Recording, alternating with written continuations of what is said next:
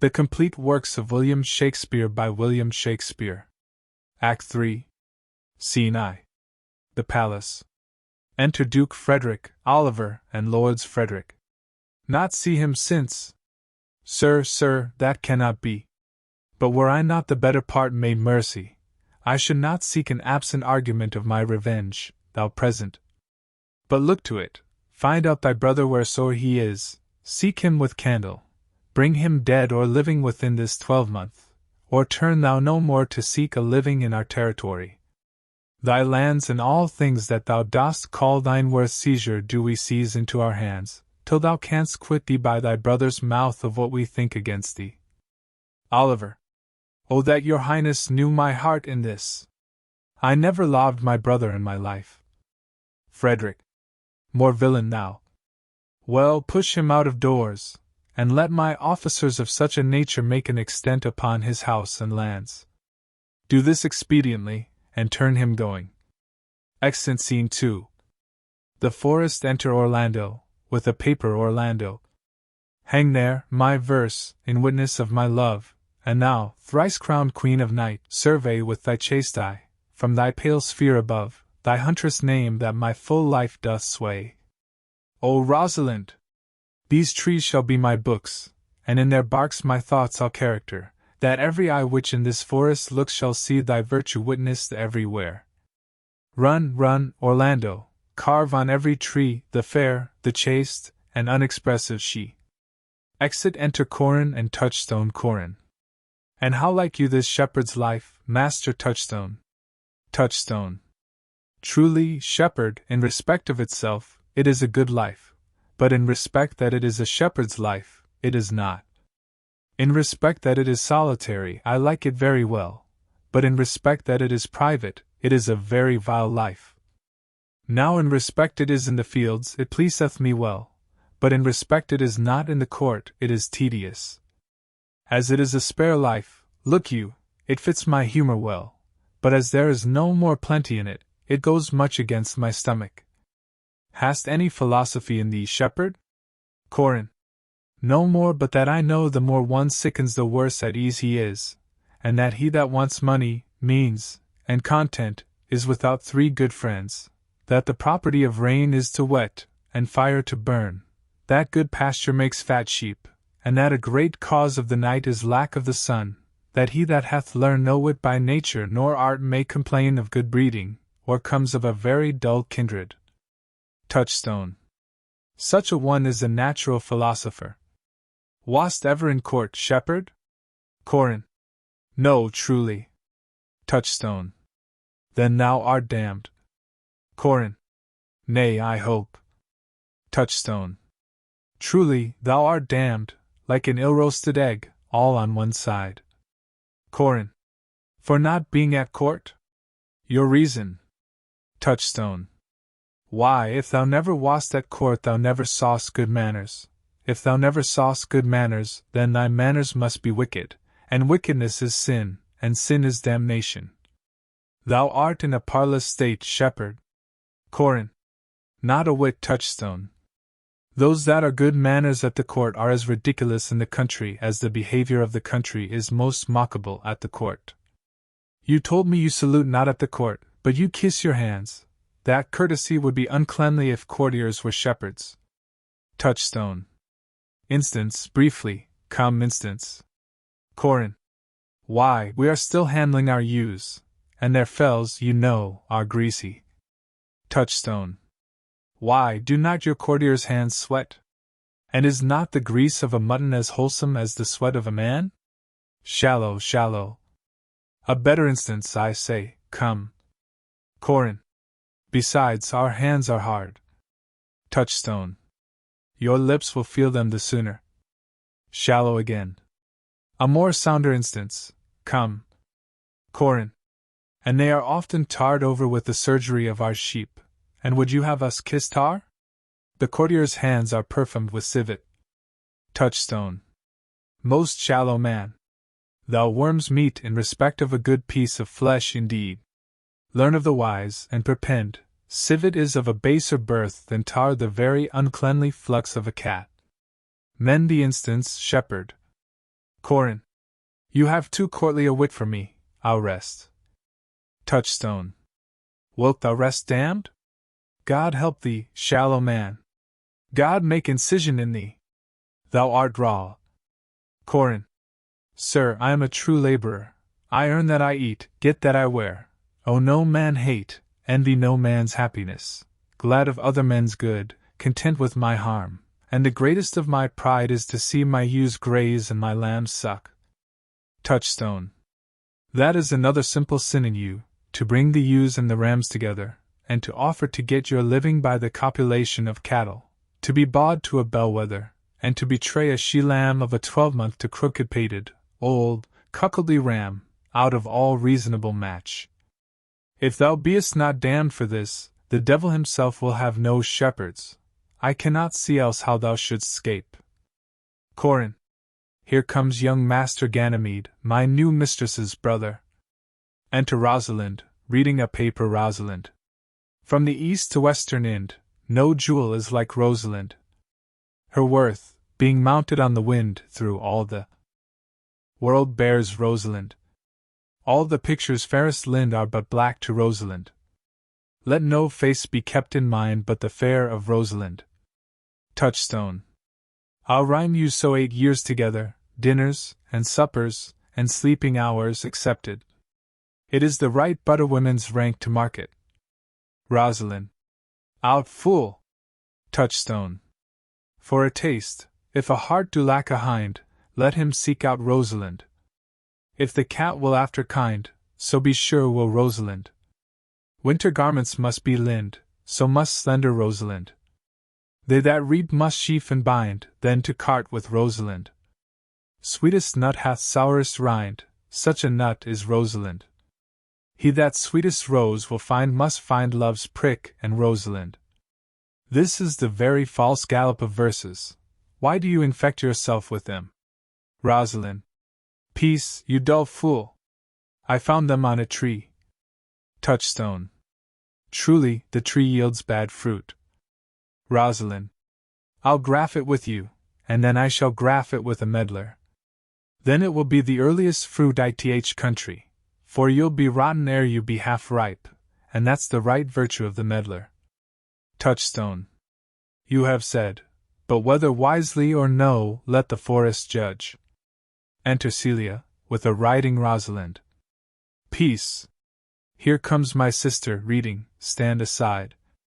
Celia. Why should this a desert be? For it is unpeopled? No, tongues I'll hang on every tree that shall civil sayings show. Some, how brief the life of man runs his erring pilgrimage, that the striking of a span buckles in his sum of age.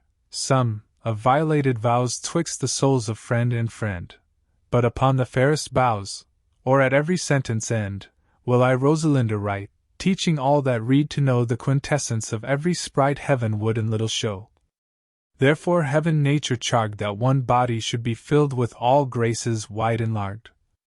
Nature presently distilled Helen's cheek, but not her heart, Cleopatra's majesty, Atlanta's better part, sad Lucretia's modesty. Thus Rosalind of many parts by heavenly synod was devised, of many faces, eyes, and hearts, to have the touches dearest prized. Heaven would that she these gifts should have, and I to live and die her slave. Rosalind. O most gentle pulpiter! What tedious homily of love have you wearied your parishioners withal, and never cried have patience, good people. Celia. How now? Back, friends, shepherd, go off a little, go with him, sirrah. Touchstone. Come, shepherd, let us make an honorable retreat, though not with bag and baggage, yet with scrip and scrippage. Exeunt Corin and Touchstone. Celia. Didst thou hear these verses? Rosalind. Oh, yes, I heard them all, and more too, for some of them had in them more feet than the verses would bear. Celia. That's no matter, the feet might bear the verses. Rosalind. Aye, but the feet were lame, and could not bear themselves without the verse, and therefore stood lamely in the verse. Celia. But didst thou hear without wondering how thy name should be hanged and carved upon these trees? Rosalind. I was 7 of the 9 days out of the wonder before you came, for look here what I found on a palm tree. I was never so berimmed since Pythagoras' time that I was an Irish rat, which I can hardly remember. Celia. Trow you who hath done this? Rosalind. Is it a man? Celia. And a chain that you once wore about his neck. Change you colour? Rosalind. I prithee who? Celia. O Lord, Lord! It is a hard matter for friends to meet, but mountains may be removed with earthquakes, and so encounter. Rosalind. Nay, but who is it? Celia. Is it possible? Rosalind. Nay, I prithee now, with most petitionary vehemence, tell me who it is. Celia. O wonderful, wonderful, most wonderful, wonderful, and yet again wonderful, and after that, out of all whooping. Rosalind. Good my complexion! Dost thou think, though I am caparisoned like a man, I have a doublet and hose in my disposition? 1 inch of delay more is a South Sea of discovery. I prithee tell me who is it quickly, and speak apace. I would thou couldst stammer, that thou mightst pour this concealed man out of thy mouth, as wine comes out of narrow-mouthed bottle, either too much at once or none at all. I prithee take the cork out of thy mouth that I may drink thy tidings. Celia. So you may put a man in your belly. Rosalind. Is he of God's making? What manner of man? Is his head worth a hat, or his chin worth a beard? Celia. Nay, he hath but a little beard. Rosalind. Why, God will send more if the man will be thankful. Let me stay the growth of his beard, if thou delay me not the knowledge of his chin. Celia. It is young Orlando, that tripped up the wrestler's heels and your heart both in an instant. Rosalind. Nay, but the devil take mocking. Speak, sad brow and true maid. Celia. I faith, 'cause 'tis he. Rosalind. Orlando? Celia. Orlando. Rosalind. Alas the day! What shall I do with my doublet and hose? What did he when thou saw'st him? What said he? How looked he? Wherein went he? What makes he here? Did he ask for me? Where remains H? E? How parted he with thee? And when shalt thou see him again? Answer me in one word. Celia. You must borrow me Gargantua's mouth first. 'Tis a word too great for any mouth of this age's size. To say aye and no to these particulars is more than to answer in a catechism. Rosalind. But doth he know that I am in this forest, and in man's apparel? Looks he as freshly as he did the day he wrestled? Celia. It is as easy to count atomies as to resolve the propositions of a lover, but take a taste of my finding him, and relish it with good observance. I found him under a tree, like a dropped acorn. Rosalind. It may well be called Jove's tree, when it drops forth such fruit. Celia. Give me audience, good madam. Rosalind. Proceed. Celia. There lay he, stretched along like a wounded knight. Rosalind. Though it be pity to see such a sight, it well becomes the ground. Celia. Cry holla to thy tongue, I prithee, it curvets unseasonably. He was furnished like a hunter.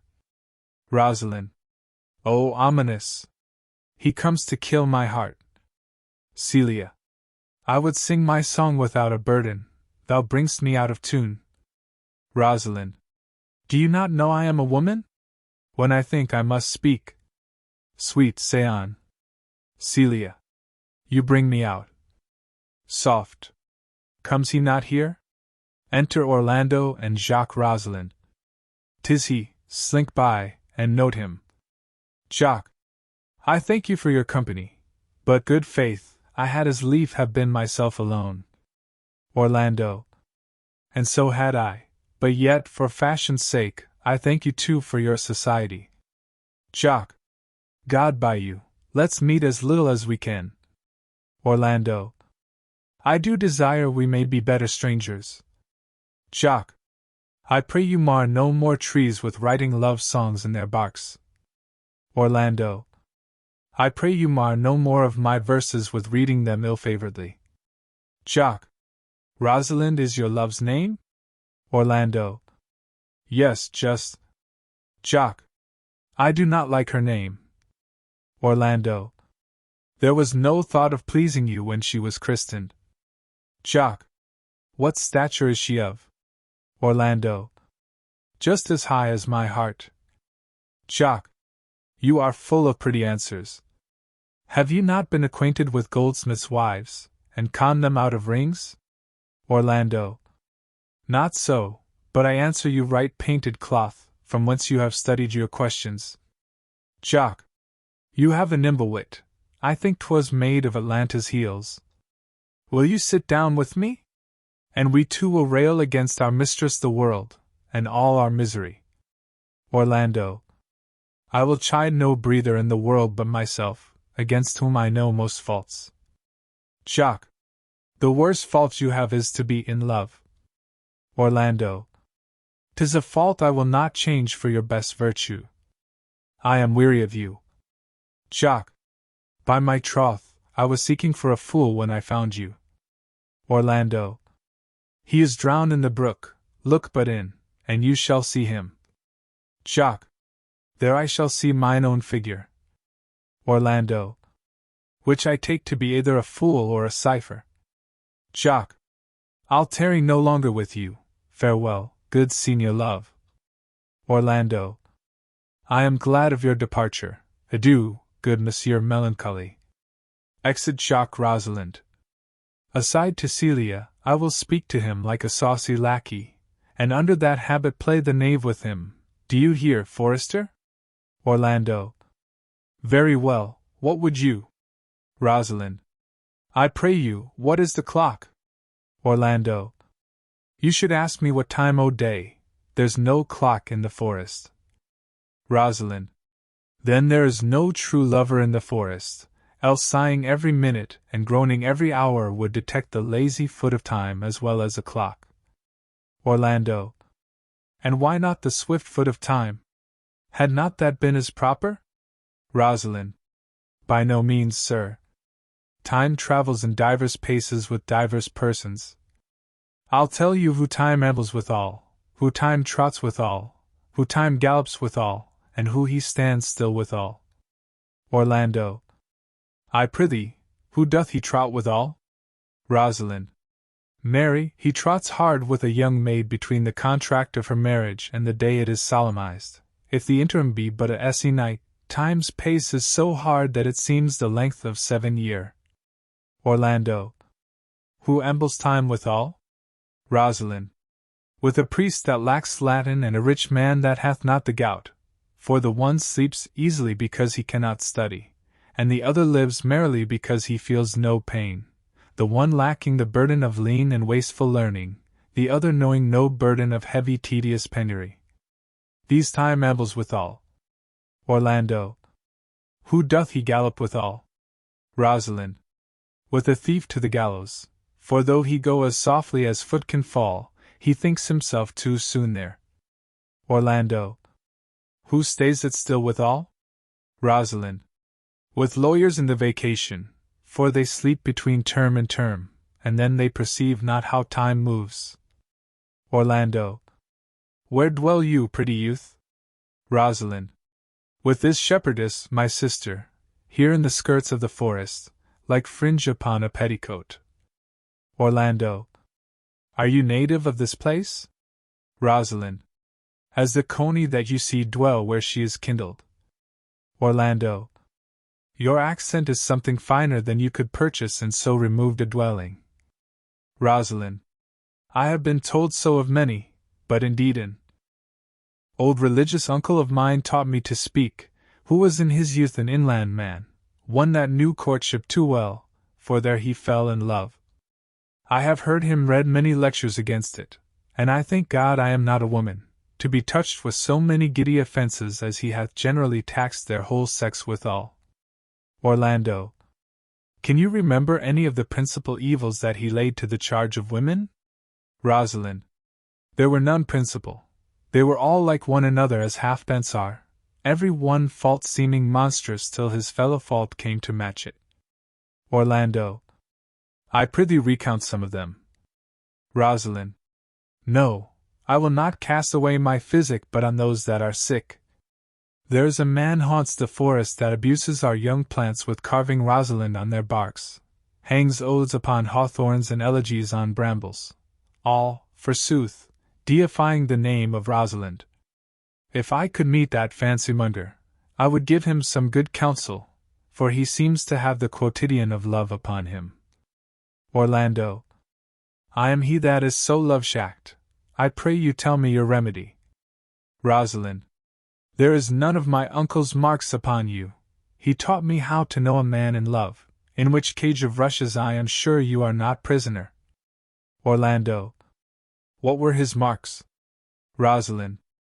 A lean cheek, which you have not, a blue eye sunken, which you have not, an unquestionable spirit, which you have not, a beard neglected, which you have not, but I pardon you for that, for simply your having in beard is a younger brother's revenue. Then your hose should be ungartered, your bonnet unbanded, your sleeve unbuttoned, your shoe untied, and everything about you demonstrating a careless desolation. But you are no such man, you are rather point device in your accoutrements, as loving yourself than seeming the lover of any other. Orlando. Fair youth, I would I could make thee believe I love. Rosalind. Me believe it! You may as soon make her that you love believe it, which, I warrant, she is apter to do than to confess she does. That is one of the points in the which women still give the lie to their consciences. But, in good sooth, are you he that hangs the verses on the trees wherein Rosalind is so admired? Orlando. I swear to thee, youth, by the white hand of Rosalind, I am that he, that unfortunate he. Rosalind. But are you so much in love as your rhymes speak? Orlando. Neither rhyme nor reason can express how much. Rosalind. Love is merely a madness, and I tell you, deserves as well a dark house and a whip as madmen do, and the reason why they are not so punished and cured is that the lunacy is so ordinary that the whippers are in love too. Yet I profess curing it by counsel. Orlando. Did you ever cure any so? Rosalind. Yes, one, and in this manner. He was to imagine me his love, his mistress, and I set him every day to woo me, at which time would I, being but a moonish youth, grieve, be effeminate, changeable, longing and liking, proud, fantastical, apish, shallow, inconstant, full of tears, full of smiles, for every passion something and for no passion truly anything, as boys and women are for the most part cattle of this color, would now like him, now loathe him, then entertain him, then forswear him, now weep for him, then spit at him. That I drave my suitor from his mad humor of love to a living humor of madness, which was, to forswear the full stream of the world and to live in a nook merely monastic. And thus I cured him, and this way will I take upon me to wash your liver as clean as a sound sheep's heart, that there shall not be one spot of love in tea. Orlando. I would not be cured, youth. Rosalind. I would cure you, if you would but call me Rosalind, and come every day to my cote and woo me. Orlando. Now, by the faith of my love, I will. Tell me where it is. Rosalind. Go with me to it, and I'll show it you, and, by the way, you shall tell me where in the forest you live. Will you go? Orlando. With all my heart, good youth. Rosalind. Nay, you must call me Rosalind. Come, sister, will you go? Exit Scene 3. The forest enter Touchstone and Audrey, Jock behind Touchstone. Come apace, good Audrey. I will fetch up your goats, Audrey. And how, Audrey, am I the man yet? Doth my simple feature content you? Audrey. Your features.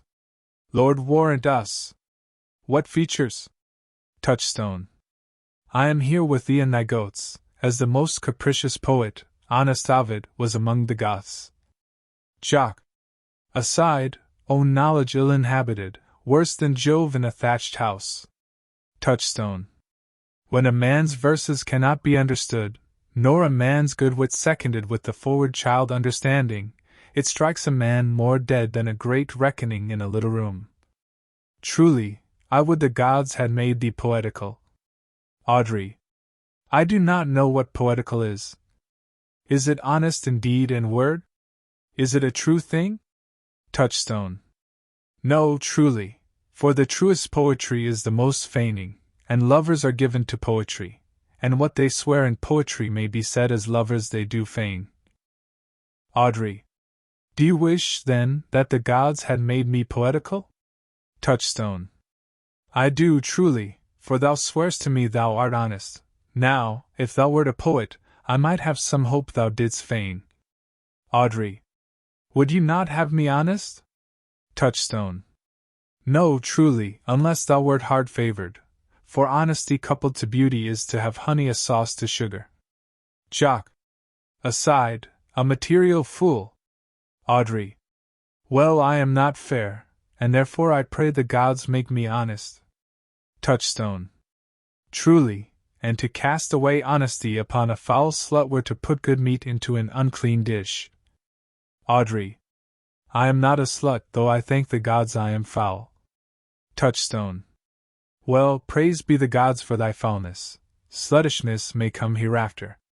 But be it as it may be, I will marry thee, and to that end I have been with Sir Oliver Martext, the vicar of the next village, who hath promised to meet me in this place of the forest, and to couple us. Jock. Aside, I would fain see this meeting. Audrey. Well, the gods give us joy. Touchstone. Amen. A man may, if he were of a fearful heart, stagger in this attempt, for here we have no temple but the wood, no assembly but horned beasts. But what though? Courage. As horns are odious, they are necessary. It is said many a man knows no end of his goods. Right. Many a man has good horns and knows no end of them. Well, that is the dowry of his wife, 'tis none of his own getting. Horns? Even so. Poor men alone? No, no, the noblest deer hath them as huge as the rascal. Is the single man therefore blessed? No, as a walled town is more worthier than a village, so is the forehead of a married man more honorable than the bare brow of a bachelor, and by how much defense is better than no skill, by so much is horn more precious than to want. Here comes Sir Oliver. Enter Sir Oliver Martext. Sir Oliver Martext, you are well met. Will you dispatch us here under this tree, or shall we go with you to your chapel? Martext. Is there none here to give the woman? Touchstone. I will not take her on gift of any man. Martext. Truly, she must be given, or the marriage is not lawful. Jock. Discovering himself, proceed, I'll give her. Touchstone. Good even, good master what ye call't. How do you, sir? You are very well met. God'ld you for your last company. I am very glad to see you. Even a toy in hand here, sir. Nay, pray be covered. Jock. Will you be married, Motley? Touchstone. As the ox hath his bow, sir, the horse his curb, and the falcon her bells, so man hath his desires, and as pigeons bill, so wedlock would be nibbling. Jock. And will you, being a man of your breeding, be married under a bush, like a beggar? Get you to church and have a good priest that can tell you what marriage is. This fellow will but join you together as they join wainscot. Then one of you will prove a shrunk panel, and like green timber warp. Touchstone. Aside, I am not in the mind but I were better to be married of him than of another, for he is not like to marry me well, and not being well married, it will be a good excuse for me hereafter to leave my wife. Jock. Go thou with me, and let me counsel thee. Touchstone. Come, sweet Audrey, we must be married or we must live in bawdry. Farewell, good Master Oliver. Not O sweet Oliver, O brave Oliver, leave me not behind thee. But wind away, begone, I say, I will not to wedding with thee. Excellent Jock, Touchstone, and Audrey Martext. 'Tis no matter, ne'er a fantastical knave of them all shall flout me out of my calling. Exit Scene 4. The forest. Enter Rosalind and Celia. Rosalind. Never talk to me, I will weep. Celia.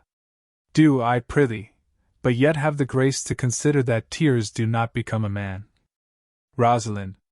But have I not cause to weep? Celia. As good cause as one would desire, therefore weep. Rosalind. His very hair is of the dissembling color.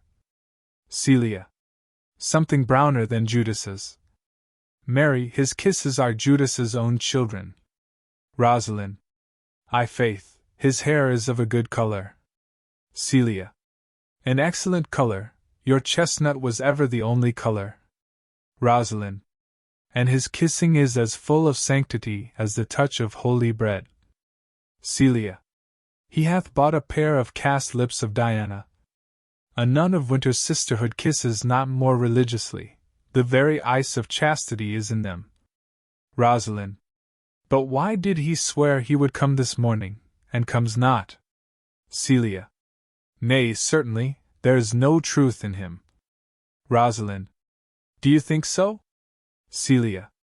Yes, I think he is not a pickpurse nor a horse-stealer, but for his verity in love, I do think him as concave as covered goblet or a worm-eaten nut. Rosalind. Not true in love? Celia. Yes, when he is in, but I think he is not in. Rosalind. You have heard him swear downright he was. Celia. Was is not is. Besides, the oath of a lover is no stronger than the word of a tapster. They are both the confirmer of false reckonings. He attends here in the forest on the Duke, your father. Rosalind. I met the Duke yesterday, and had much question with him. He asked me what parentage I was. I told him, of as good as he, so he laughed and let me go. But what talk we of fathers when there is such a man as Orlando? Celia. Oh, that's a brave man. He writes brave verses, speaks brave words, swears brave oaths, and breaks them bravely, quite traverse, athwart the heart of his lover, as a puny tilter that spurs his horse but on one side breaks his staff like a noble goose. But all's brave that youth mounts and folly guides. Who comes here? Enter Corin. Corin. Mistress and master, you have oft inquired after the shepherd that complained of love, who you saw sitting by me on the turf, praising the proud disdainful shepherdess that was his mistress. Celia. Well, and what of him? Corin. If you will see a pageant truly played between the pale complexion of true love and the red glow of scorn and proud disdain, go hence a little, and I shall conduct you, if you will mark it. Rosalind. Oh, come, let us remove. The sight of lovers feedeth those in love. Bring us to this sight, and you shall say I'll prove a busy actor in their play. Exit Scene B. Another part of the forest. Enter Silvius and Phoebe. Silvius. Sweet Phoebe, do not scorn me, do not, Phoebe. Say that you love me not, but say not so in bitterness. The common executioner, whose heart th accustomed sight of death makes hard, falls not the axe upon the humbled neck but first begs pardon. Will you sterner be than he that dies and lives by bloody drops? Enter Rosalind, Celia, and Corin, at a distance. Phoebe. I would not be thy executioner, I fly thee, for I would not injure thee. Thou tell'st me there is murder in mine eye. 'Tis pretty, sure, and very probable, that eyes, that are the frailest and softest things, who shut their coward gates on enemies, should be called tyrants, butchers, murderers. Now I do frown on thee with all my heart, and if mine eyes can wound, now let them kill thee. Now counterfeit to swoon, why, now fall down, or if thou canst not, oh, for shame, lie not, to say mine eyes are murderers. Now show the wound mine eye hath made in thee. Scratch thee but with a pin, and there remains some scar of it, lean upon a rush, the cicatrice and capable impressure thy palm some moment keeps. But now mine eyes, which I have darted at thee, hurt thee not, nor, I am sure, there is not force in eyes that can do hurt. Silvius. O dear Phoebe, if ever as that ever may be near you meet in some fresh cheek the power of fancy, then shall you know the wounds invisible that love's keen arrows make. Phoebe. But till that time come not thou near me, and when that time comes, afflict me with thy mocks, pity me not, as till that time I shall not pity thee. Rosalind. Advancing, and why, I pray you? Who might be your mother, that you insult, exult, and all at once, over the wretched? What though you have no beauty as, by my faith, I see no more in you than without candle may go dark to bed must you be therefore proud and pitiless? Why, what means this? Why do you look on me? I see no more in you than in the ordinary of nature's sailwork. Odie's my little life, I think she means to tangle my eyes too. No faith, proud mistress, hope not after it. 'Tis not your inky brows, your black silk hair, your bugle eyeballs, nor your cheek of cream, that can entain my spirits to your worship. You foolish shepherd, wherefore do you follow her, like foggy south, puffing with wind and rain? You are 1,000 times a properer man than she a woman. 'Tis such fools as you that makes the world full of ill-favored children. 'Tis not her glass, but you, that flatters her, and out of you she sees herself more proper than any of her lineaments can show her. But, mistress, know yourself. Down on your knees, and thank heaven, fasting for a good man's love, for I must tell you friendly in your ear, sell when you can, you are not for all markets. Cry the man mercy, love him, take his offer, foul is most foul, being foul to be a scoffer. So take her to thee, shepherd. Fare you well. Phoebe. Sweet youth, I pray you chide a year together.